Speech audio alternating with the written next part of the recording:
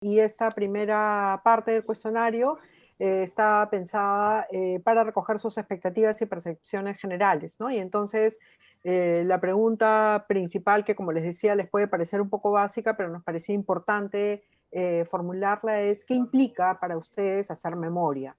¿Qué se entiende por memoria hoy día y qué implicancias puede tener eso para pensar el Perú ahora, ¿no? No solamente desde el conflicto, sino también para pensar nuestro país, nuestra sociedad ahora.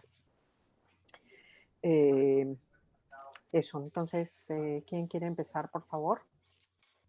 Bueno, ¿podría empezar? Claro que sí, adelante, Vivian. Bueno, ¿qué significa hacer memoria? Significa recordar, hacer un análisis de lo que se hizo, de lo que se puede mejorar o de lo que se puede rescatar de algo que uno vivió, observó o hizo, ¿no? Eso es en general hacer memoria. A ver, vamos, ¿me permites, Iris? Sí, por favor, Pepe, adelante. Allí el problema es reconstruir experiencias vividas que son el hecho fundamental que ahora demandan, por ejemplo, las hermanas de ANFACEP, ¿no? Pero estas tienen que son dadas en determinados contextos sociales y culturales, que incluyen olvidos y silencios, como diría Elizabeth Jelly, ¿no? O Jelin. Este es el tema. Si solo se queda en el testimonio personal como única versión o monopólica, no permite construir memorias emblemáticas que sirvan para articular otras memorias, porque todas ellas se dan en determinados colectivos, en contextos sociales, y son elaborados de acuerdo a referentes culturales diversos. Ese es uno de los retos. Y en gran medida también se hacen pensando en expectativas en el presente, de reparación o de fortalecimiento de derechos y de participación ciudadana. Y casi siempre en ninguna sociedad se da una memoria 100% aceptada o generalizada. Es un espacio de conflicto político, de memorias, lo cual no quiere negar la voz fundante. El punto de enunciación de la memoria es la voz de las víctimas, sin renunciar a un análisis crítico y una reconstrucción que avance verificando hacia hacer ya historia y no quedarse solo en la memoria. Gracias. Iris. Gracias, Pepe. Gumercinda, adelante, por favor. Sí, yo quería agregar, creo que ya han dicho la mayor parte, que la memoria es una acción social, cultural y política, ¿no? De reconstruir el pasado, pero pensando en el presente y en el futuro. En este caso, cómo llegamos a la reconciliación, que es una aspiración a un desarrollo integral. En ese sentido, también construir la memoria es un derecho humano de todas las personas, y como lo ha dicho Pepe, en una sociedad como nuestra, ¿no? El reconstruir el pasado, el caso de la violencia es tensional, porque cada actor construye de una manera diferente, ve de una manera, y cómo en este proceso habría que por lo menos llegar a un consenso, y eso nos lleve a desarrollar una ciudadanía intercultural, consolidar la democracia y evitar la no repetición de los hechos. Gracias. Gracias. A ver si se puede intervenir. Sí, Nelson, por favor. Solamente quería agregar dos cosas, ¿no? Coincido con lo que mis antecesores han señalado con respecto a la definición de memoria. Considerar que las memorias, por muy individuales que sean, o aunque provengan de colectivos sociales, se hacen en relación a una memoria emblemática, o se hacen en relación a determinados puntos de referencia, ¿no? Es lo que Hallward llamaba los marcos sociales de la memoria. Y en el caso de la violencia política, digamos, el problema es que no tenemos una memoria emblemática. Digamos, tenemos diferentes tipos de memoria emblemática. Y por un lado, la memoria elaborada por las Fuerzas Armadas, por el gobierno de Fujimori, que ha intentado convertirse en una suerte de memoria hegemónica. Por otro lado, la memoria de los militares, bueno, por otro lado, la memoria de la CBR, que es muy interesante, pero que ha sido fuertemente cuestionada, fuertemente criticada y refutada. Y por otro lado tenemos las memorias de las víctimas o de asociaciones de víctimas como las de ANFACEP, ¿no? Entonces, cada una de estas memorias, desde mi perspectiva, son una suerte de memorias emblemáticas. Lo que no tenemos en el Perú es una gran memoria, digamos, sobre el conflicto armado interno. Y es el mismo fenómeno que también se observa en Chile, por ejemplo, ¿no? Y en segundo lugar, también hay que brindarle atención a las formas de transmisión de la memoria. La memoria es posible en tanto se transmite y se socializa con un colectivo, o se transmite con otras personas, se socializa con otras personas. Entonces, y aquí es interesante también reflexionar sobre las diferentes formas de transmisión de la memoria. No solamente está la forma escrita, no solamente está la forma del discurso escrito, sino también está la forma oral, o sea, los recuerdos que se van transmitiendo de generación en generación, digamos, las historias, las anécdotas, entre comillas, que se socializan, por ejemplo, en reuniones familiares, en reuniones sociales, ¿no? Hemos participado en reuniones y siempre hay un espacio para recordar los eventos asociados a la violencia política. O en tercer lugar, las otras formas materiales de transmisión de la memoria, que en el caso de la violencia política son pocas, pero ahí están. Entonces, me parece que también hay que brindarle atención a eso, ¿no? Y finalmente, cuando hablamos de memoria, definitivamente nos referimos a los recuerdos y a los olvidos relacionados con el conflicto armado interno, ¿no? En tanto, digamos, estos recuerdos, estos silencios tienen que ver con, digamos, eventos fuertes, con eventos trágicos ocurridos en nuestra historia contemporánea. Lo mismo pasa en Argentina, lo mismo pasa en Chile, lo mismo pasa en Uruguay, en el Paraguay, etc. Digamos, países afectados por dictaduras militares o por conflictos armados internos. Pero también están los recuerdos relacionados a otros eventos, a otros acontecimientos del pasado, ¿no? Que deben ser considerados, digamos, que definitivamente no son tema de esta sesión, pero que de todos modos también deben ser considerados cuando se reflexiona sobre las características de la categoría memoria. Gracias. Iris, ¿cómo va a ser la secuencia? Cualquier comentario ya sería al final, ¿no? Sí, o sea, voy a seguir el orden del cuestionario, más o menos, pero bueno, si se van adelantando también lo vamos incorporando, no hay problema. Pero quizá, este punto creo que es crucial. Adelante, Pepe. Sí, por favor.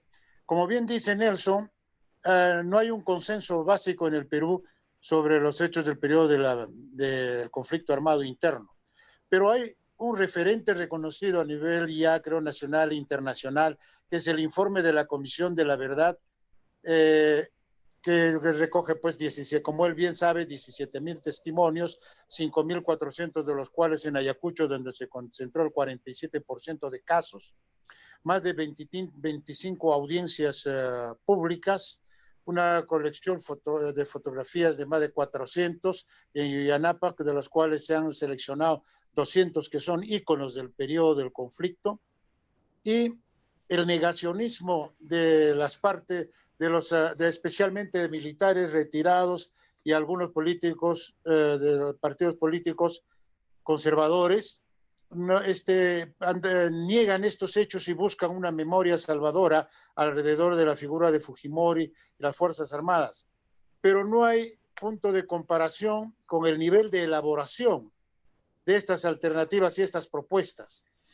La única que es rescatable, a mi entender, sería la versión de honor a la verdad hecha por el ejército cuando era comandante general de ejército Otto Gigovich, que no reconoce el carácter sistemático de violaciones de derechos por parte de las Fuerzas Armadas, pero sí reconoce múltiples errores, etapas, y se acerca medianamente a la crónica de los hechos.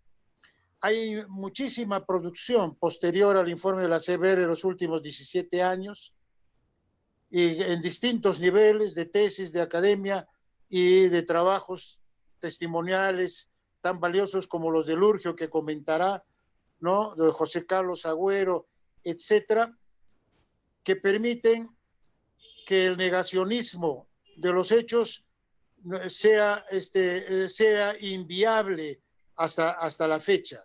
Hay un referente que es considerado incluso en los textos escolares, aunque con limitaciones, del informe de la CBR para explicar el periodo del conflicto armado interno, lo cual no quiere decir que este informe sea motivo en algunos aspectos de debate, algunos aspectos de ampliación, múltiples aspectos de ampliación, de desarrollo, pero es el referente, nada más quería indicar. Gracias, Pepe. No sé si alguien más quiere intervenir sobre este punto. Tal vez Lurgio. Bueno, muchas gracias. Ya no tan el punto, más bien un poco general. Muchas gracias, qué gusto saludarlos bien a todos. Bienvenido, Lurgio. Muchas gracias. Buenos días, Lurgio. Qué gusto saludarte, José, y a todos también, la profesora Gomercino también. Y, bueno, hablar de estos temas, a mí se me hace un poco difícil también, que la violencia deshumaniza, nos deshumaniza en el primer término, hay dolor, sufrimiento, es verdad. Es verdad, como dijeron también, cada pueblo, cada generación tiene su propia memoria. A veces las memorias están muy cargadas de odios, de rencores, de estas cosas que, como contar a las generaciones, a los hijos. Me pareció interesante lo que acaba de señalar también Nelson, la memoria emblemática, cómo construir estas cosas. Pero antes de esto, quisiera quizá poner esto para pensar, para reflexionar, esta utilidad del pasado, esta utilidad de la memoria, pues muchas veces se repite acá mismo, estamos diciendo, recordar para no repetir. Bueno, uno se pregunta, ¿en serio vamos a aprender algo de nuestra historia? ¿Aprendemos algo de nuestros casos, de nuestros aciertos? A veces las memorias también son interesados, aparecen, como que acaba de escuchar, también son como fraudulentas, peligrosas. Hay que pensar en ese sentido también, que la memoria es como un arma de guerra. Estos son los peligros de la memoria. Que otros aplauden y otros no.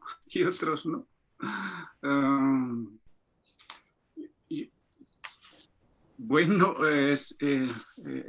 esto se hace más complejo, más difícil también de pensar en la memoria.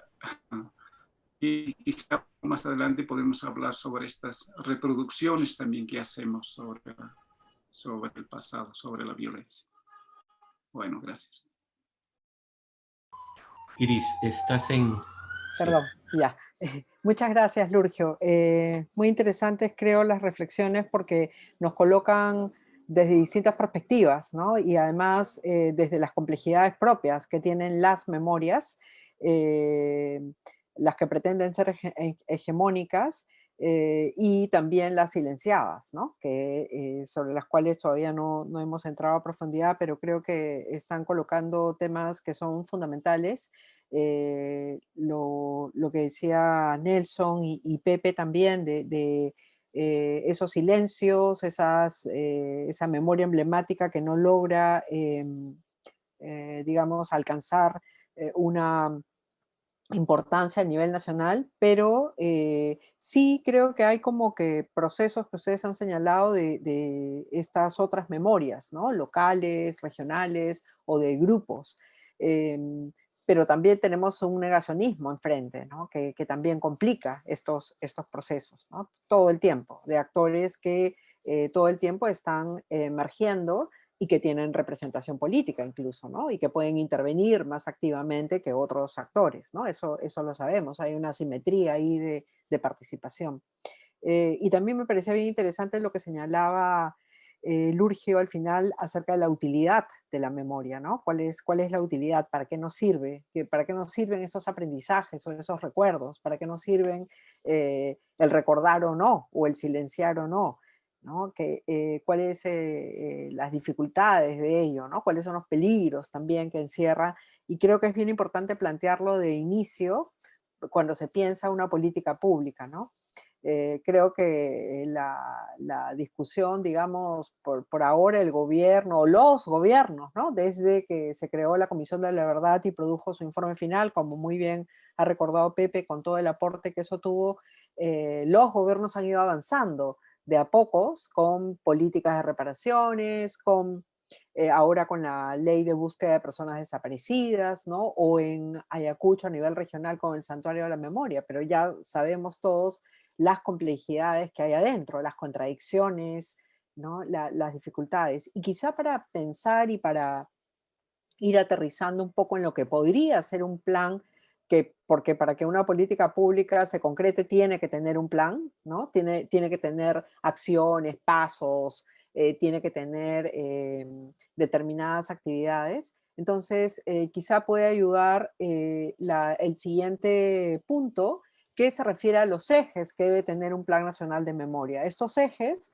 que los hemos dividido en 4, en realidad responden a los mecanismos de la justicia transicional a nivel internacional. Es decir, cuando se piensa en el elemento de reconocimiento, respeto y dignificación, por eso que el primer eje está planteado así, que la memoria tiene que incorporar o tiene que involucrar estos ejes de reconocimiento hacia las víctimas, hacia los hechos vividos.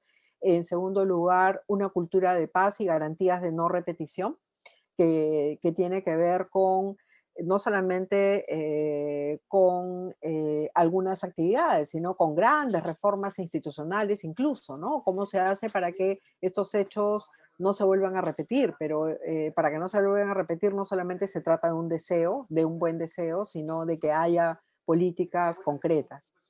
El tercer eje tiene que ver con la pedagogía y comunicación. Le hemos agregado nosotros de la memoria, comunicación entendida en un sentido amplio, no solamente difusión, sino comunicarse a través de distintos vehículos de memoria. Nelson daba cuenta de cómo en las familias, en Ayacucho, se termina hablando siempre de la violencia política, ¿no? Entonces la familia es un vehículo fundamental de comunicación de memoria también. Y el último eje es el de sitios de memoria.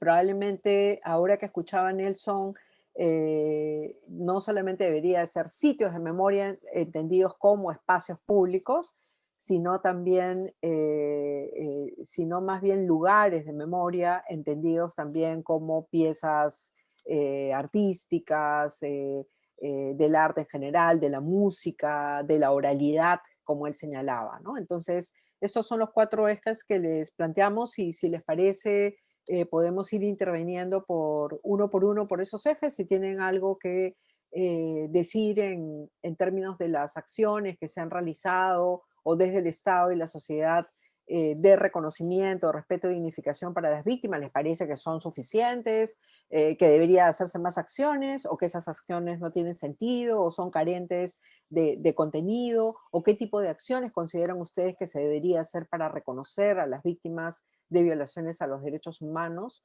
o quiénes deben intervenir, ¿no? Es como 3 preguntas en una, pero en realidad está dirigida a ver cómo piensan ustedes esos reconocimientos o ese respeto, o cómo dignificar la memoria de las víctimas.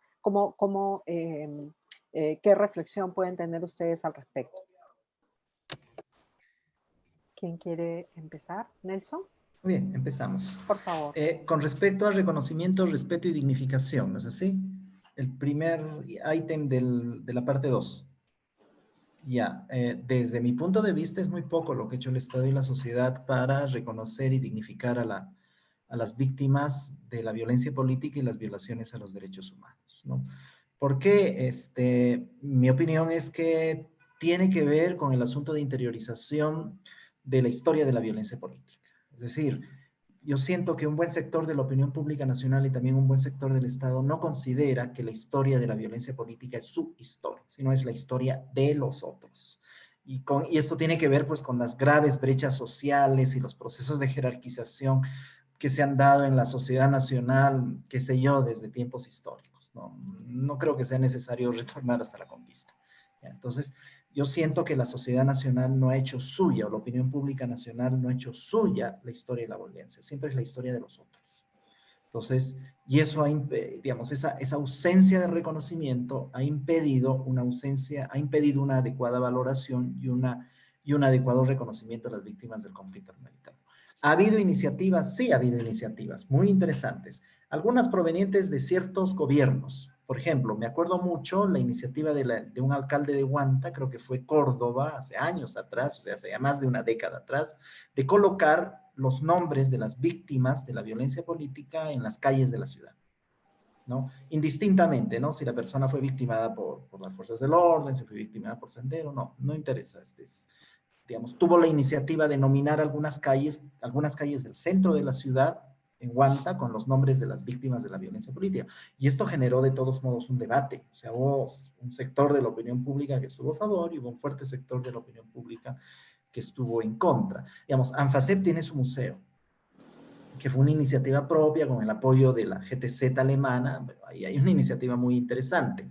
En Huancayo también hay un Museo de la Memoria. Hace años atrás, igualito, un sector de la sociedad civil de jóvenes muy comprometidos con los temas de los derechos humanos tuvo la iniciativa de hacer un mapa de la memoria en Ayacucho. Es decir, en el mapa de Ayacucho marcar aquellos lugares que estaban relacionados con acontecimientos de la época del conflicto armado interno. Igualito, generó una polémica y hubo un sector de la sociedad que dijo que cómo era posible que eso iba a espantar a los turistas, y etcétera, etcétera, etcétera, ¿no? Es más, dentro de las Fuerzas Armadas hay esta iniciativa de hacer el libro de la verdad, ¿no? Ya que digamos es un libro medio aséptico, pero al menos hay eso, ¿no? Pero igual debe haber generado cierta reacción al interior de las Fuerzas Armadas o al interior del Ejército que no ha sido pública, que ha sido privada, secreta, ¿no? Entonces, me parece que debido a eso se ha hecho muy poco, se ha avanzado muy poco en reconocer, en dignificar a las víctimas del conflicto armado interno, ¿no? Y ahí quería precisar lo siguiente. Es cierto el tremendo esfuerzo que ha hecho la Comisión de la Verdad para hacer ese informe final. Y el informe final es un documento estupendo. Yo lo he leído, no lo he leído completo, pero he leído varios capítulos y lo he vuelto a leer. Es un documento estupendo. Tiene sus altibajos, por supuesto, como cualquier discurso, ¿no? Como cualquier producto de un proceso de investigación. Pero es un documento estupendo y el esfuerzo que ha hecho la CBR ha sido un esfuerzo tremendo, bastante valioso. Digamos, una experiencia sui generis en nuestra historia académica. Sin embargo, el documento no ha sido interiorizado por la opinión pública. O sea, el documento no se ha convertido en un referente importante para la opinión pública. Hay sectores de la opinión pública que lo han considerado, hay sectores de la opinión pública que lo han descartado y hay sectores de la opinión pública que lo han ignorado, ¿no? Entonces, y un resultado de eso es esto, ¿no? De que lamentablemente la sociedad nacional y el Estado no toman la historia y la violencia política como suya, ¿no? Y rapidito quisiera comparar con un acontecimiento similar que ocurrió hace más de 100 años atrás, la Guerra del Pacífico, que fue otra catástrofe para el país. Pero, digamos, el Estado, a inicios del siglo XX, el Estado, que era gobernado por los sectores oligarcas, aristocráticos, digamos, el Estado construyó una memoria emblemática sobre la Guerra del Pacífico y en cierta medida la socializó, podríamos decir hasta la impuso en la sociedad nacional. Resultado de eso es el culto que tenemos a los héroes, Bolognesi y Grau, que forman parte de nuestra representación y de nuestro imaginario, ¿no? Nuestros personajes más importantes del país. Y digamos, y esa memoria se socializó a través de construcciones, monumentos. Entonces, tenemos el monumento a Grau, el monumento de Bolognesi, tenemos monumentos a estos héroes en casi todo el país prácticamente, y digamos, y podemos incluso discutir sobre el carácter estético de estos monumentos, ¿no? Pero ahí tenemos esas piezas, ¿no? Y el relato se incorporó a la educación, y incluso esa memoria terminó apareciendo en expresiones de arte popular, por ejemplo, en los mates burilados, que este señor Cárdenas, creo que se apellidaba, que era un burilador de Huancayo, hizo a fines del siglo XIX, a inicios del siglo XX, ¿no? Entonces, esa, por ejemplo, fue una memoria emblemática, que terminó esparciéndose por gran parte del territorio nacional, e incluso localidades que no fueron afectadas por la Guerra del Pacífico, como por ejemplo La Selva, digamos, saben de Grau, recuerdan a Grau, saben de Bolognesi, tienen un monumento de Bolognesi ahí, etcétera, ¿no? Lamentablemente pienso que eso no ha pasado con la violencia política. Sería interesante saber cómo es la memoria sobre la violencia política, por ejemplo, en Iquitos, que es un espacio que casi no ha sido tocado por el conflicto armado interno. Gracias. Muchas gracias, Nelson. Sí, súper interesante lo que comentas, ¿no? En realidad, a veces se piensa que se puede hablar de la memoria sobre el pasado reciente en abstracto, no en abstracto, pero sí de manera individualizada, ¿no? Cuando somos parte de un proceso histórico mucho más largo, y solo a lo de la Guerra del Pacífico agregaría también el énfasis que le puso el gobierno de Velasco Alvarado en la reforma educativa, ¿no? Y cómo también construyó una narrativa de mayor heroicidad, pero también de mucha confrontación con la población chilena, ¿no? Construyendo al chileno como el enemigo también, ¿no? Entonces, que es otra manera también de introducir al tema, ¿no?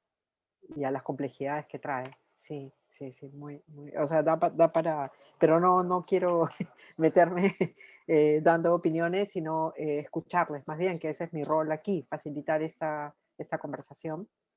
Y sí, por favor, sobre el punto 1, la pregunta fundamental del eje de reconocimiento, dignificación, como decía, parte de esta exigencia de centralidad de las víctimas cuando se piensa o se construyen procesos de memoria, y entonces la pregunta es, ¿el Estado ha hecho lo suficiente, no ha hecho lo suficiente? ¿Qué más debería de ser? ¿Cómo construir una política de memoria teniendo en cuenta a las víctimas, ¿no? ¿Cómo se imaginan ustedes a nivel regional, a nivel local, a nivel nacional, ¿no? Este punto que coloca Nelson acerca de Iquitos, por ejemplo, donde casi no afectó el conflicto armado interno, pero entonces, ¿qué piensan de ello, no? ¿Tienen presente, por ejemplo, ellos la memoria del caucho? O porque le pasó a los indígenas tampoco la tienen tan presente, ¿no? También son preguntas que van surgiendo. ¿Tiene presente la memoria del caucho el resto del país? ¿No? ¿Se habla de eso en Ayacucho o en Piura o en Lima? ¿No? ¿Cuánto de lo que pasa en los procesos regionales también tiene alguna implicancia a nivel nacional o viceversa, ¿no? O Ayacucho se ve tan lejos, Ayacucho, Apurímac, uno se ve tan lejos para la gente del norte, para la gente de otros lugares, de Lima, por ejemplo, ¿no? Entonces, sí, esa sería un poco la pregunta para este momento. Iris, Sí, como voy adelante, por favor. a salir, yo Sí. creo que Nelson ha tocado aspectos bien importantes, y en una sociedad jerarquizada, con mucha discriminación, el Estado ha hecho poco. Muchos han sido arranques que se han ido haciendo. Imagínense Toledo para pronunciarse por las reparaciones, cuánto tiempo duró. Entonces creo que ahí hay problemas. Sin embargo, como bien lo ha señalado, la misma población también ha hecho algunas acciones en sus plazas, lugares, para poder homenajear a las víctimas que no se han encontrado. Entonces creo que hay esfuerzos bien interesantes. En ese sentido, creo que toca mucho trabajar esto, y definitivamente los 4 ejes que planteas tienen mucha relación. El reconocimiento, el respeto y dignificación pasa, creo que también por las reparaciones simbólicas. Hay casos emblemáticos, hay situaciones como el caso de las mujeres violadas, que no se pueden visibilizar, pero cómo trabajar eso para dignificar a esas mujeres, esos creo que son discusiones que hay que tomar en cuenta, porque la memoria también hegemónica, es cierto, está hecho desde distintos lados, pero muchas veces en la mayoría tiene un rostro más masculino. Se ha olvidado mucho a las mujeres, entonces creo que eso toca trabajar, y yo quisiera dar una opinión porque voy a retirarme. Eso pasa por trabajar la cultura de paz. ¿Y qué nos toca a los profesionales, a las instituciones educativas como parte de la responsabilidad social? Particularmente pensando en mi universidad, poco se trabaja por la cultura de paz. En algún momento quisimos hacer un proyecto con una universidad alemana, pero en este marco el negacionismo, en la primera parece que no se avanzó. La segunda propuesta caló junto con otros lugares, Colombia, Guatemala, pero como en el congreso anterior estaba pues toda esta gente de Fujimori, el negacionismo y el terruqueo, dijeron que ¿para qué una educación en cultura de paz? ¿Qué se logra? No hay necesidad, el Perú está pacificado, pero creo que hay temas pendientes que hay que trabajar. Muchos jóvenes no conocen. Entonces, esto pasa por el rol educativo también de la memoria, cómo seguir investigando. Efectivamente, yo respeto no solo por haber trabajado en la CBR, porque si no creo que es el referente más importante. Hay muchas investigaciones, hay muchos trabajos, pero hay mucha gente que critica. pero dado el tiempo tan acelerado como se ha trabajado, la magnitud del problema, es posible que la CBR no haya profundizado y hay críticas de un lado y del otro. Entonces, creo que queda también trabajar, investigar más algunos aspectos, cómo motivar investigaciones, ¿no? Como tesis en los jóvenes que hay que trabajar, ¿no?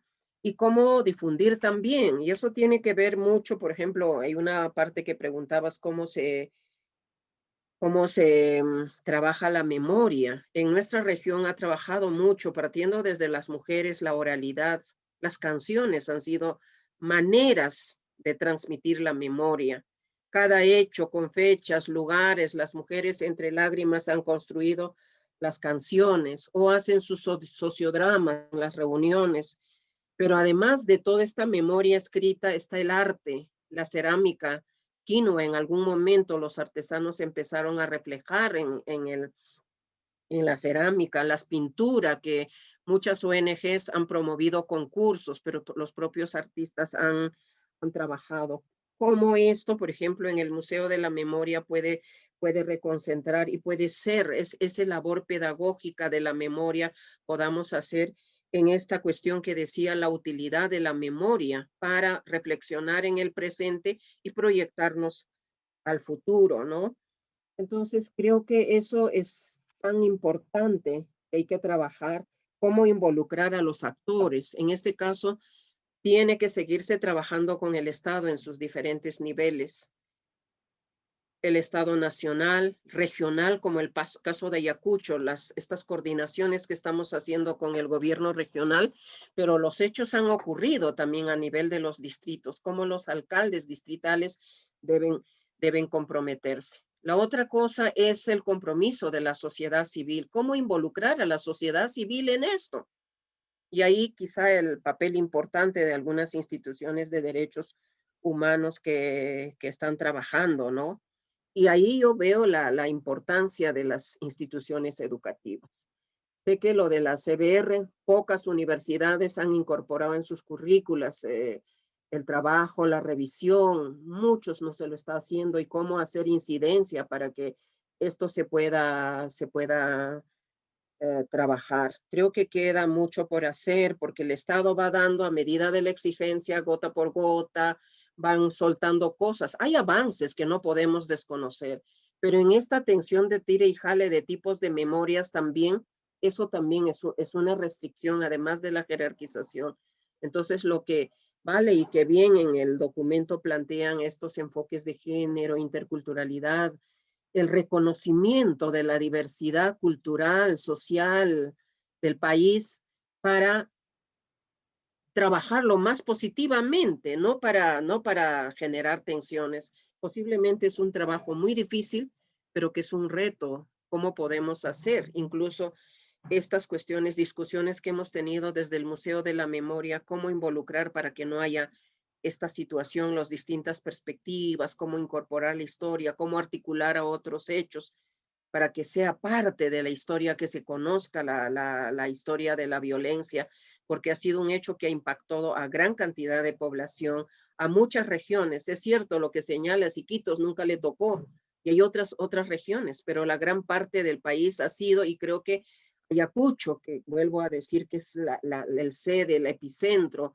más doloroso, desde ahí cómo también impactamos en los otros para poder, porque en situaciones tan difíciles que vivimos, no es difícil que pueda reproducirse situaciones. Al igual que en Alemania renace el neonazi, acá hay estos famosos el recodo y no sé cuántas cosas que se discute que pueda volver a generarse ante una situación, especialmente ahora en el contexto de pobreza, agudización, esta crisis de la pandemia que va generando, pueda generar brotes.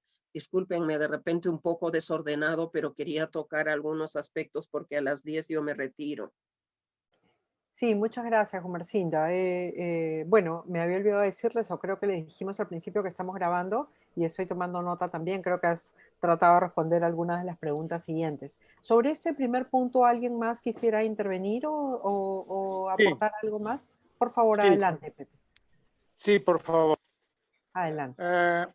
Yo creo que este tema es reconocimiento y el respeto, es un tema fundamental que desarrolla la CBR con acierto, en el sentido de que el 75% del total de víctimas fueron comunidades indígenas y nativas asháningas. 40% del total, como sabemos, en Ayacucho. Esto marca como una placa de rayos X la persistencia del racismo en el Perú, de tal manera que podían, como decía Gonzalo Portocarrero, un infante de Lina arrasar con pueblos de Ayacucho, de las comunidades, sin sentimiento de culpa, porque los considera inferiores. O como decía Nelson Manrique, también una suerte de ejército invasor en su propia patria, ¿no? Y cómo las poblaciones, amplios sectores de la población urbana, de acá mismo, pero más de la costa, consideran como ajenos a estos serranos, a estos indígenas, a estos asháningas del contexto, no los consideran de igual a igual ciudadanos peruanos. Y eso salió muy claro también en el reclamo de los testimonios de las audiencias públicas, como Abraham Fernández de Chaca. Ojalá después de estos nos consideren peruanos, decía, ¿no? Ese es un tema que nos diferencia de Argentina, de los casos de Argentina, Chile, donde hay una capacidad de movilización de gran parte de la opinión pública por el reconocimiento de sus respectivos informes y la demanda de justicia y de sanción a los perpetradores de los más altos cargos en el gobierno.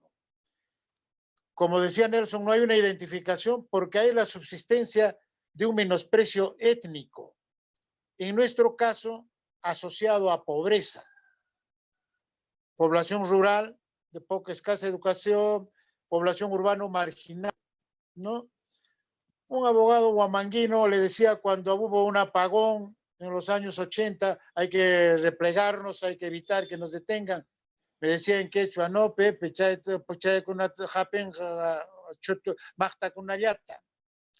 es decir, que la detención era principalmente para los cholos, no para un ilustre abogado como él, como un profesor universitario.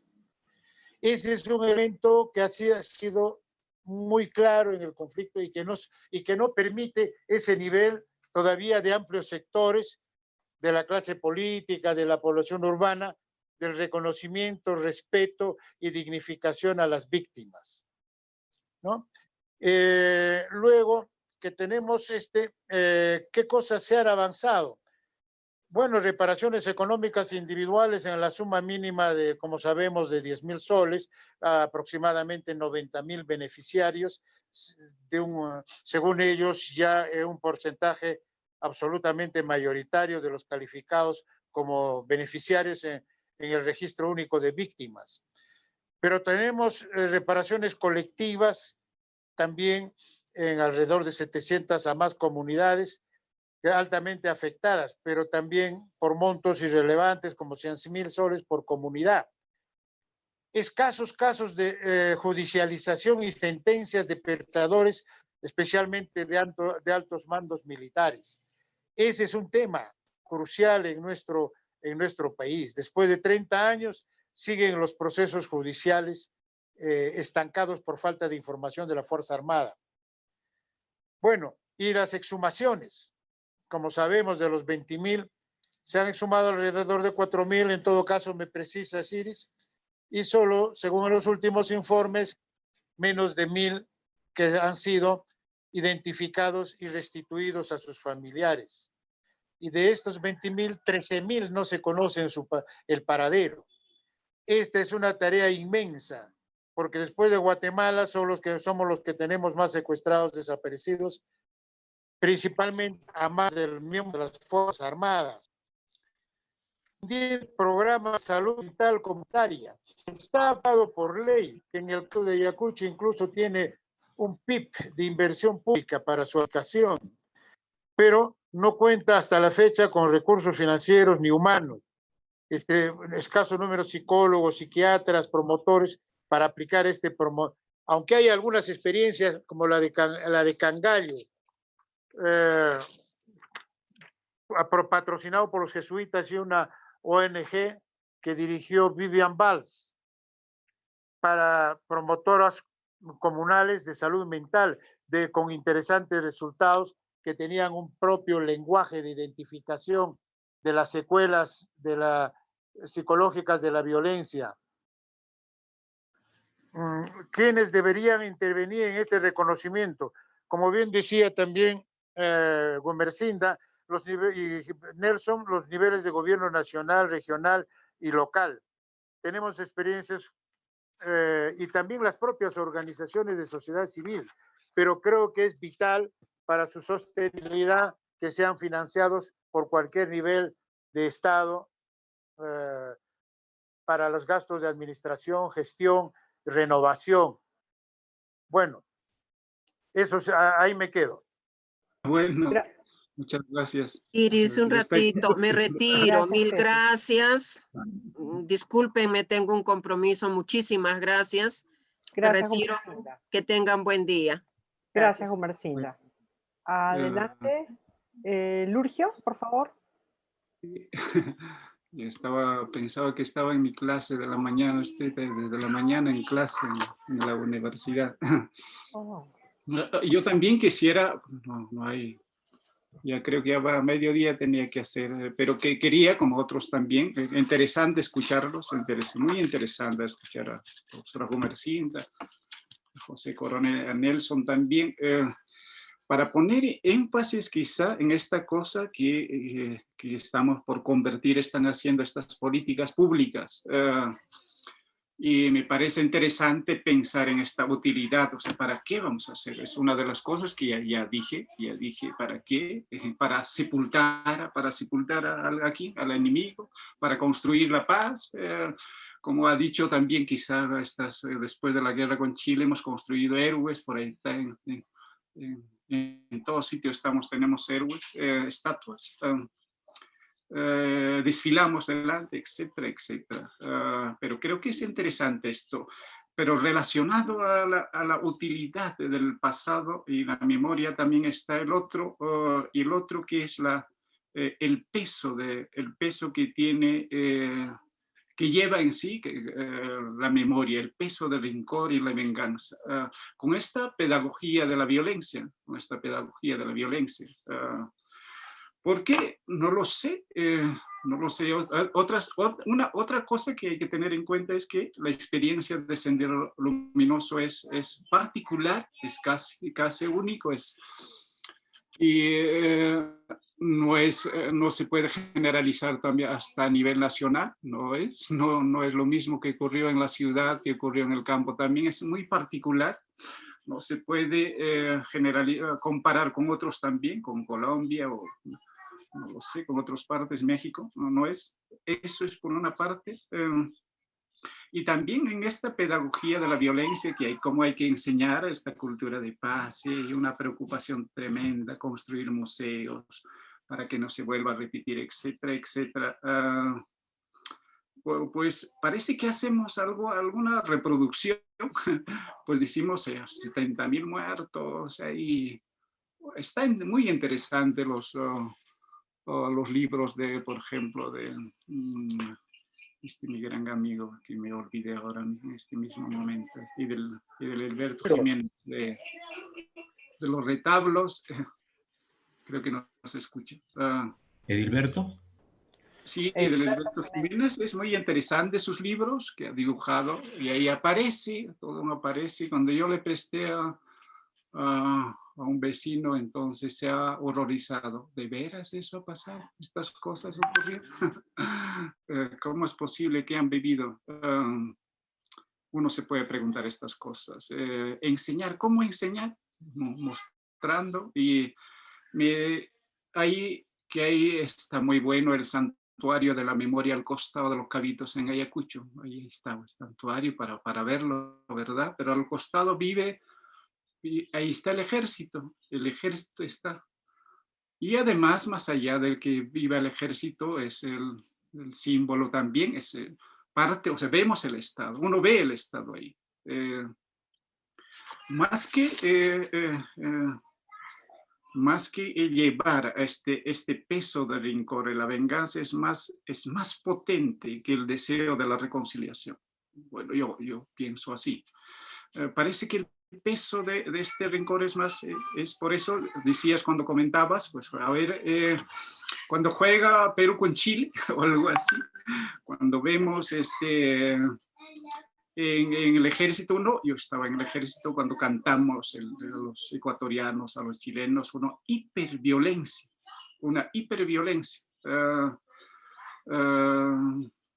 Y esta es una alimentación del odio todos los días, una alimentación, una reproducción.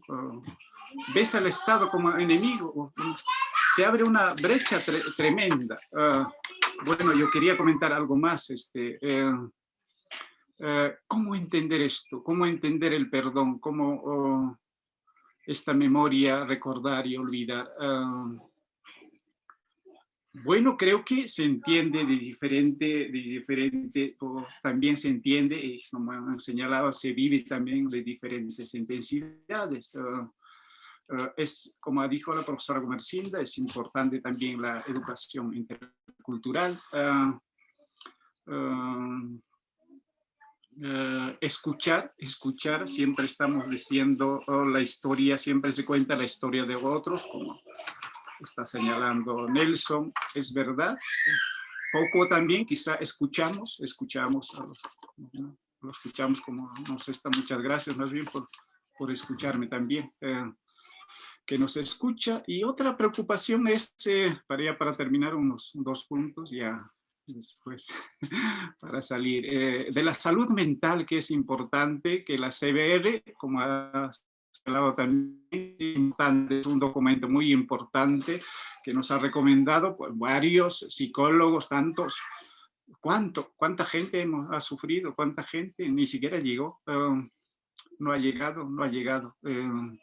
Y entonces no hemos prestado atención a esto, siempre he insistido, hay espacios de sanación, de curación, como, bueno, en algunos de mis escritos aparecen los rituales de muerte, que hemos menospreciado estos espacios, que sirven para olvidar, para vivir, como no hemos prestado atención también a estos pequeños grupos en la Amazonía, los indígenas que viven, pero cuando hay conflicto no, en la etnografía se ve, salen al campo, al bosque para evitar el conflicto.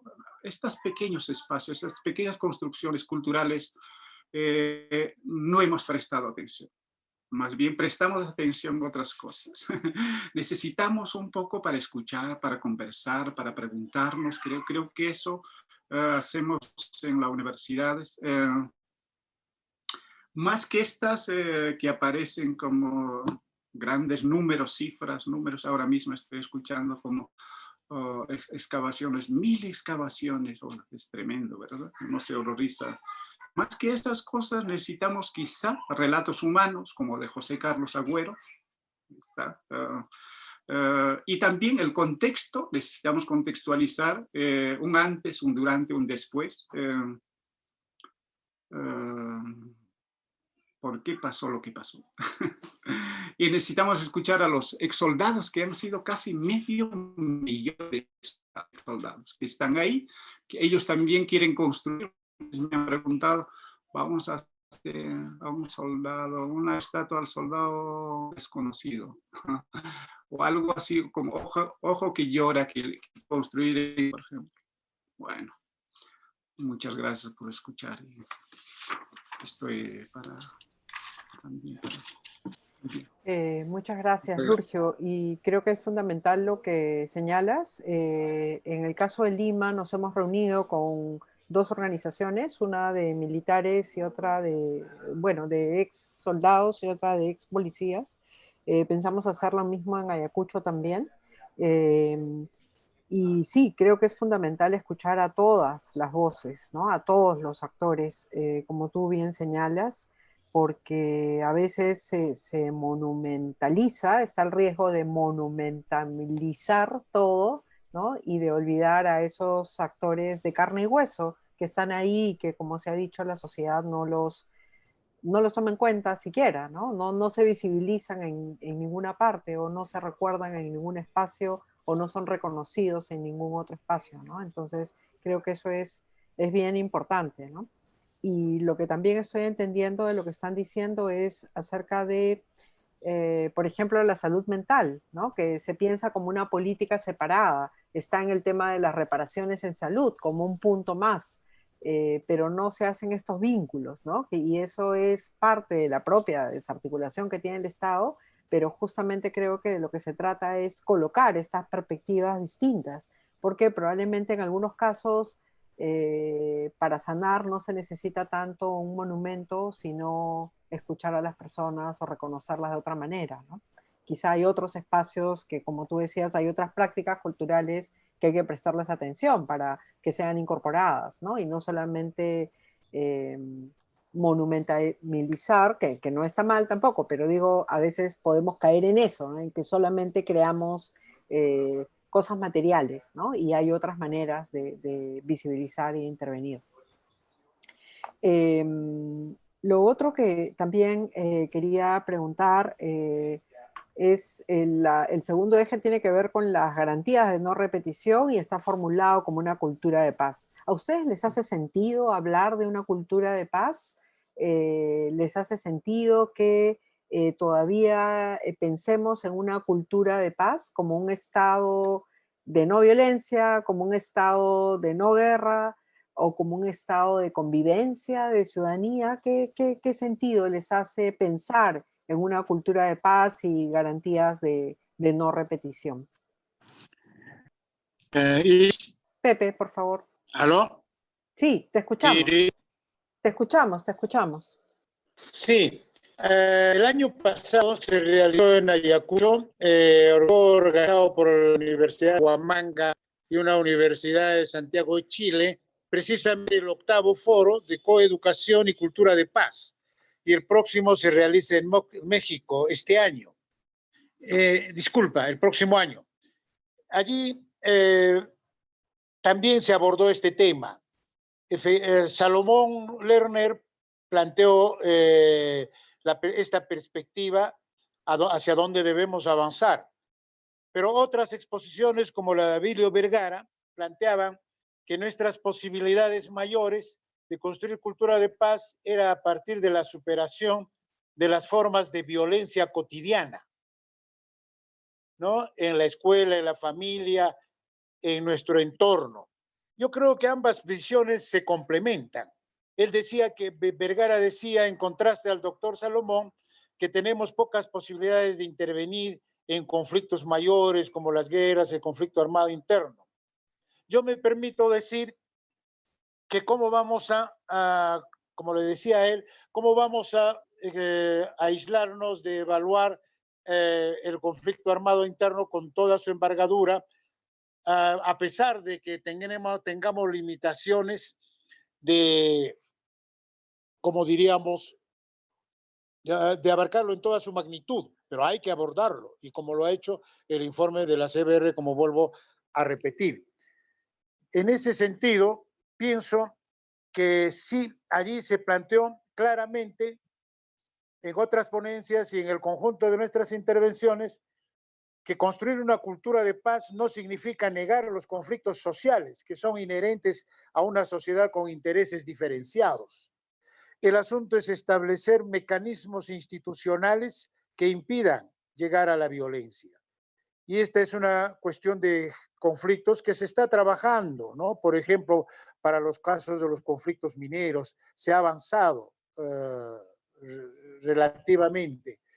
Sin embargo, sigue siendo un ideal deseable al que no podemos renunciar, sabiendo que a nivel internacional las guerras ahora con mantos religiosos entre el mundo árabe, por ejemplo, frente a Occidente, y muchas otras formas de violencia que tienen una dinámica propia. Pero al menos a nivel regional y a nivel nacional, antes de la violencia del conflicto armado, antes de Sendero, aparecía casi absurdo. Había un consenso de que la violencia era indispensable para la transformación de la sociedad, era un eslogan aceptado, por ejemplo, en nuestras universidades públicas. Luego de la brutal experiencia vivida en los años 80 al 90, las formas increíblemente brutales de arrasamiento de pueblos, de ejecuciones de miles de campesinos, que no lo hacemos para pedir venganza frente al Estado, no, sino para reconocer a esas víctimas que piden que se exhumen y piden lo mínimo, saber dónde están los restos de sus parientes y cumplir con el ritual de enterrarlos. Y en nuestro caso no ha habido casos de venganza en nuestro país frente a senderistas o frente a militares. Ese era el temor en las audiencias públicas. Querían prohibirlas porque a lo mejor si un militar confesaba, como en Sudáfrica, que había cometido arrasamientos, etcétera, lo podían ejecutar, lo podrían dinamitar en su casa, etcétera. En nuestro país no ha ocurrido, como sí ocurre en Colombia, cotidianamente, de ambos lados. Entonces, no es por venganza, es por reconocimiento como punto de partida para avanzar hacia lo que se denomina una reconstrucción del lazo social o la reconciliación y avanzar a una perspectiva mayor de cultura de paz, pero que no se puede ni siquiera encaminar si no se tiene verdad, justicia y reparación, como ya sabemos. Nada más. Gracias, Pepe. ¿Alguien más quiere agregar? Nelson, por favor. Sí, ¿es necesario promover una cultura de paz? Sí, me parece que sí. Digamos, sin olvidar, sin olvidar de que, digamos, en toda sociedad siempre surgen, y especialmente en la sociedad peruana siempre surgen conflictos sociales, o siempre estallan movimientos sociales, en tanto, digamos, el Estado no tiene esa capacidad de respuesta frente a las demandas sociales, ¿no? Entonces, digamos, hay un problema con una minera, entonces siempre va a haber una protesta que va a devenir en actos de violencia. Esa es parte de la dinámica social y de las características de la sociedad. Pero, digamos, la cultura de paz también tiene que promoverse a nivel de la cotidianidad. Entonces, ahí es importante que la cultura de paz esté asociada al reconocimiento ciudadano del otro. Digamos, un problema que tenemos en nuestra sociedad es que somos incapaces de reconocer los derechos del otro y somos incapaces de tolerar los derechos del otro. Es decir, llevar a la práctica ese dicho de que mis derechos terminan donde empiezan los derechos del otro. ¿Ya? Y esto tiene que ver también con la experiencia del conflicto armado interno, digamos. El problema del conflicto armado interno, lo acaba de mencionar Pepe, es que ni Sendero Luminoso, ni los grupos subversivos, ni el Estado que respondió a las acciones subversivas, tuvo la capacidad de ver ciudadanía en nosotros. O sea para el Sendero Luminoso, los otros, los campesinos, esos tenían que ser la masa. Pues como la masa del pan, una cosa moldeable, creencias, ideas, no, eso no interesa, son como una masa moldeable, ¿no? Igual para el Estado, no, estos no saben, entonces por lo tanto estos son manipulados y hay que arrasarlos. Entonces, digamos, el conflicto armado interno ha revelado esa incapacidad de reconocer al otro como ciudadano, ¿no? Digamos. Y, digamos, nuestra cultura de paz tiene que estar basada, o la educación en cultura de paz tiene que estar basada en reconocer al otro como ciudadano, con derechos y con obligaciones frente al Estado. Entonces, algo que estamos haciendo los historiadores, por ejemplo, a propósito de esta coyuntura conmemorativa del bicentenario de la independencia, es eso, ¿no? Ver, por ejemplo, en los sectores, en lo que se llaman los sectores subalternos, ver en los sectores populares, prefiero utilizar esta categoría, ver en los sectores populares una capacidad de articulación a la construcción de un Estado. Digamos, el Estado empieza a construirse en 1821, los sectores populares, en el caso de nosotros, los sectores campesinos, tienen esa capacidad de articularse a ese Estado que está en construcción. Y en esa articulación, digamos, estos sectores populares le van reclamando ciudadanía al Estado.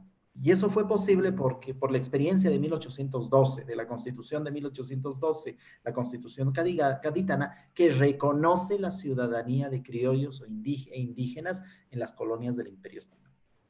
Entonces, digamos, esa experiencia yo la encuentro en el contexto del conflicto armado interno y esa experiencia tiene que recuperarse para educar en cultura de paz. Bien, ahora, uno de los, digamos, lugares más importantes donde se construyen relatos sobre el pasado es la escuela. ¿no? Y bueno, hay otros espacios formativos también importantes como las universidades, los institutos.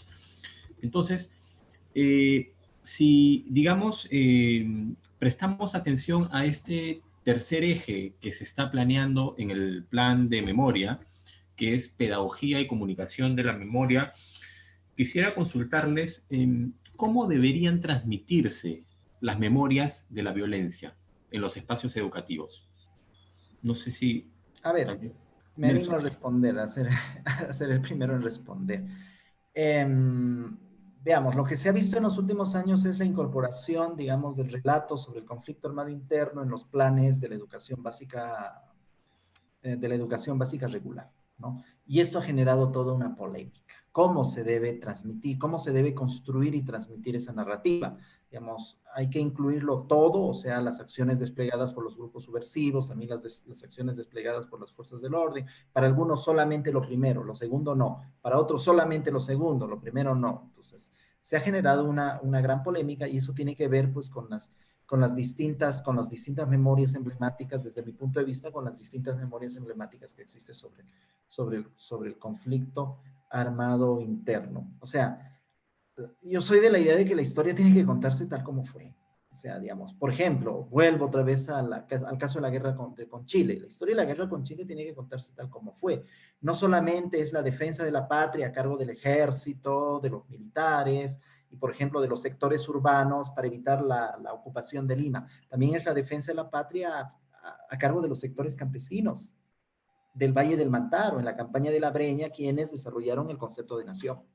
Eso también tiene que incorporarse. Igual, el relato sobre el conflicto armado interno tiene que incorporar todas las dimensiones complejas del conflicto, ¿no? Y digamos, y todos esos volúmenes, por ejemplo, en la CBR, que son muy interesantes, tienen que sistematizarse en un relato, digamos, que incluya todas esas complejidades, digamos, en una gran abstracción que incluya todas esas complejidades del conflicto armado interno y que sea, pues, que sea útil para los escolares, para los niños, etc. Y ahí hay que utilizar diferentes mecanismos pedagógicos, o sea, no solamente el texto, el libro, sino también los videos. Ojo, no ese video que sacó la Universidad San Martín de Porras para las clases que se dicta en Canal 7, eso no, sino otro tipo de videos mucho más interesantes, mucho más didácticos, pero que den cuenta, que tengan una riqueza en tanto den cuenta de esas, digamos, de esas complejidades y contradicciones del conflicto armado interno. Entonces, ahí de repente también debe intentarse generarse una suerte de separación. O sea, considerando que ya han pasado un montón de años desde el conflicto armado interno, considerarse una suerte de separación. Una separación entre el contenido y, digamos, el escolar, el niño, la persona que está aprendiendo esos temas, una suerte de separación para evitar lo que señaló Lurgio, ¿no? Que, digamos, muchas de estas historias del conflicto armado interno terminen en actos de venganza o en actos de resentimiento, o sea, para buscar el asunto de la reconciliación y del perdón. Entonces, ahí también tiene que darse una adecuada separación. Digamos, este es un proceso histórico que tiene que recordarse, que tiene que mencionarse, que tiene que formar parte de la memoria nacional, pero considerar que es un proceso histórico de la historia y lo que tenemos que hacer es no cometer actos de venganza, sino evitar que este hecho histórico vuelva a repetirse. José, sobre la pedagogía de la memoria. Que somos 4 nomás ya. Sí, y como bien decía Nelson, yo creo que ahí tiene mucha importancia los foros, talleres, publicaciones, películas, teatro, muestras permanentes intemporales, conmemoraciones de entrega del informe de la CBR, aprovechar estos espacios, siempre en la escuela principalmente y en los medios de comunicación. También tomar como referente el seguimiento de los procesos judicializados de violaciones de derechos que aparecen en la prensa, como fue el caso del juicio de Fujimori, donde participó Carlos Iván de Gregori. Yo creo que ese video sería muy valioso, como muchos otros videos, cientos de videos que tiene el lugar de la memoria y que se pueden ampliar con los testimonios de las poblaciones y de los familiares de las víctimas en nuestra región, por ejemplo, ¿no? Y luego dices cómo deberían transmitirse en ese mismo acápite, ¿no? Yo creo a través de la currícula escolar, pero con el requisito de capacitar a los docentes en la metodología, iniciando la rememoración de los hechos a partir de la historia local. Siempre hay docentes, siempre hay pobladores que tienen memoria e incluso debaten entre ellos, incluso dramas familiares cercanos sobre el periodo de la violencia, como hizo el IDEPUC en Huancazancos y como hizo en Satipo, pero siempre tomando como referente la matriz de la currícula escolar, que sí considera estos aspectos, pero no se abordan por temor, por la ley de la apología del terrorismo, etcétera. Pero están allí y durante los últimos 7 años, 8 años, no han variado en la currícula, a pesar de los intentos del fujimorismo en el Congreso el 2018 de retirarlos y reestructurarlos, continúan. Pero creo que también otro espacio fundamental es el del arte, las películas, los documentales, el teatro, películas como las que ha hecho Eder Soto en Ayacucho, alumno de antropología de la ONCH, que está ya empezando su tesis doctoral, precisamente sobre estos temas de comunicación.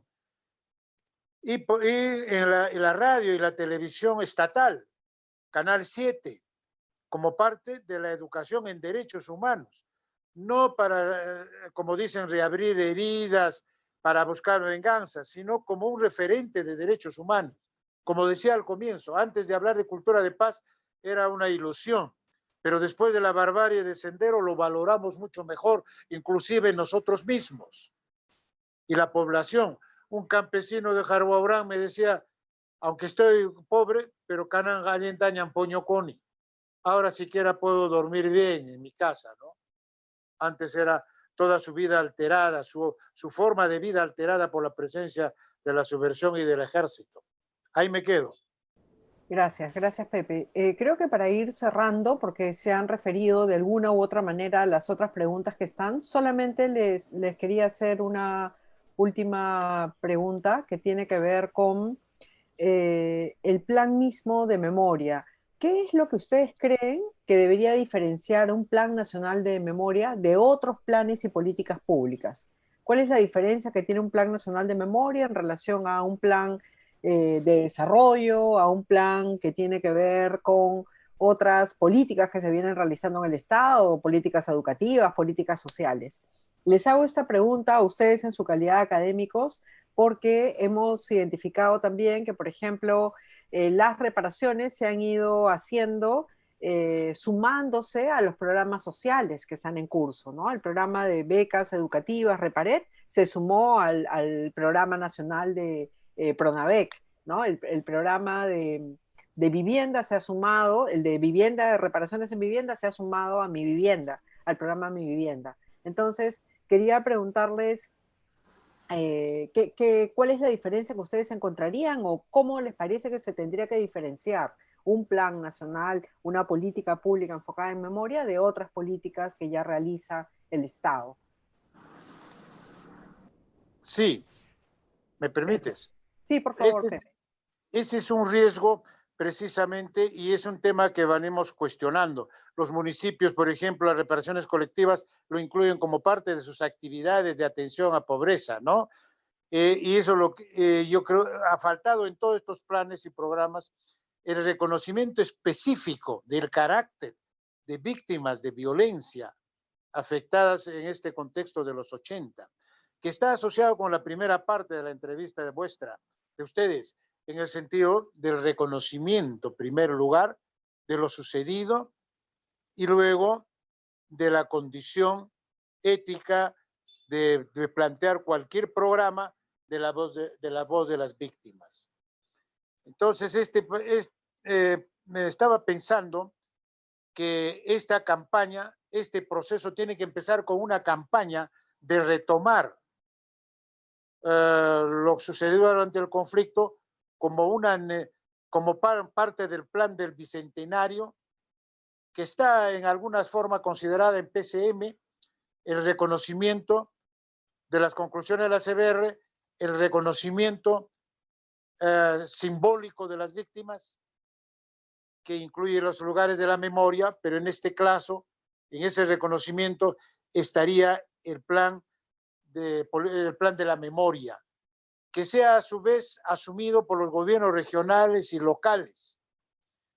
Y allí tiene un rol muy importante la academia, las universidades, el Instituto de Estudios Peruanos, que ya ha ido avanzando en parte en estos trabajos, convocando académicos y militares, por ejemplo, con Cecilia Méndez, ¿no? Y muchos otros eventos que también impulsó el Ministerio de Cultura, con participación de militares que contribuyeron en la elaboración del libro En Honor a la Verdad. Yo creo que es todo un proceso de debate que se debe abrir en primer lugar, y en ese sentido los medios, la universidad, y ahí el ejemplo del IDEPUC, de estos 17 años de trabajo que ha realizado labores con foros académicos, con publicaciones, experiencias piloto. Creo que puede ser muy valioso para señalar un lineamiento general de diferenciación y actividades diferenciadas, nada más. En cierta medida concuerdo con lo que acaba de expresar Pepe. En primer lugar, pienso que el Plan Nacional de Memoria tiene que ser un plan dialógico. Es decir, a diferencia de las otras políticas públicas o de muchas políticas públicas que son una suerte de imposición desde el Estado, es decir, arriba se diseña y abajo simplemente se ejecuta, en este caso el Plan Nacional de Memoria tiene que ser dialógico, ¿no? O sea, tiene que dialogar en primer lugar con los afectados, con la población afectada, ¿no? Con la diversa población afectada. En segundo lugar, con los otros actores sociales o con las otras instituciones que tienen algo que decir al respecto, no solamente gobiernos regionales, gobiernos locales, sino también la academia, universidades, otro tipo de colectivos, la sociedad civil organizada, etcétera, ¿no? De tal forma que los lineamientos y las áreas de ejecución se formulen luego de ese diálogo. O sea, no, acá arriba vamos a diseñar todo eso y abajo aplíquese, ejecútese, ¿no? O sea, esa que sea la diferencia, ¿no? Porque estamos hablando de temas relacionados con derechos humanos, con ciudadanía, con reconocimiento, etcétera, y ahí, pues, para empezar, tiene que buscarse una suerte de diálogo horizontal con las otras poblaciones, digamos, con las víctimas, con los agraviados, con las otras instituciones de la sociedad civil, etcétera, ¿no? Y que, digamos, esto aparezca como una política de Estado. O sea, que tenga continuidad en el futuro más allá del reemplazo de gobernadores regionales, de gobernadores locales o de gobernadores nacionales, ¿no? Sí, eso sería todo. Gracias, Nelson. ¿Hay algo más que quisieran agregar que deberíamos de tomar en cuenta? Ya no les he querido hacer pregunta por pregunta porque creo que ustedes tienen una comprensión mucho más integral y han ido interviniendo en ese sentido. ¿Hay algo más que quisieran? Sí, con respecto a los lugares de memoria, por favor, se han destilado algunas ideas en el transcurso de la conversación, ¿no? Pero, digamos, señalar que los lugares de memoria son muy importantes para la perpetuación del recuerdo, o sea, para que la sociedad y especialmente las futuras generaciones no olviden el acontecimiento. O sea, si no existiesen lugares de memoria, podríamos tener generaciones completamente desmemoriadas y eso sería muy, muy, muy peligroso. Pero los lugares de memoria no solamente son los monumentos, sino también, no solamente son las publicaciones, no solamente son las películas, sino también son estas conversaciones orales, estas reuniones familiares donde hay un recuerdo del conflicto armado interno, ¿no? O diversos actos, por ejemplo, que permitan un recuerdo y una apreciación del conflicto armado interno. Después de la Guerra del Pacífico no solamente se levantaron monumentos, sino se armaron piezas teatrales para representar los acontecimientos más importantes del conflicto. Bueno, eran piezas teatrales completamente románticas, donde los héroes pues aparecían como superhombres, ¿no? Pero al menos había esa iniciativa para que las siguientes generaciones recuerden el doloroso momento de la Guerra del Pacífico. Habría que pensar también en esas dimensiones. Hoy día es un poco bien difícil, ¿no? Porque el Internet y las redes terminan ganando, digamos, a cualquiera de estas iniciativas, pero hay que pensar en todas esas dimensiones. Y el plan de memoria, si es que va a incluir un acápite sobre los lugares de la memoria, tiene que pensar en todas esas dimensiones, o sea, no exclusivamente en los documentos, en los monumentos y en las publicaciones, sino también pensar en, digamos, en todas esas dimensiones. Okay. Gracias. Gracias, Nelson. Pepe, ¿tú quieres agregar algo más? Disculpa, ya me quedo allí. Ya, muy bien. Bueno, les agradezco muchísimo. Creo que ha sido súper interesante esta conversación. Han salido varias cosas. Yo he tomado nota también, además de la grabación, pero creo que le da un cariz un poco más aterrizado también a lo que se puede recoger de este proceso, ¿no? Pensar la memoria de manera multidimensional y desde distintos actores, no solamente recogiendo sus expectativas como está imaginado este proceso, sino también involucrándolos en distintas etapas, ¿no? O involucrándolas en distintas etapas y recogiendo una experiencia que bien ha señalado Nelson, Pepe, Gumersinda también, una experiencia que ya existe en realidad, ¿no? En los distintos actores, una experiencia que ya viene siendo elaborada desde distintos grupos de organizaciones, de víctimas o instituciones sociales, ¿no? Hay muchos grupos de jóvenes también ahora que están involucrados y que hay una experiencia ahí ganada que se tiene que incorporar, ¿no? Bueno, les agradezco muchísimo el tiempo que le han dedicado a esta conversación y ya les estaremos informando también cómo va quedando y compartiendo el documento cuando quede culminado.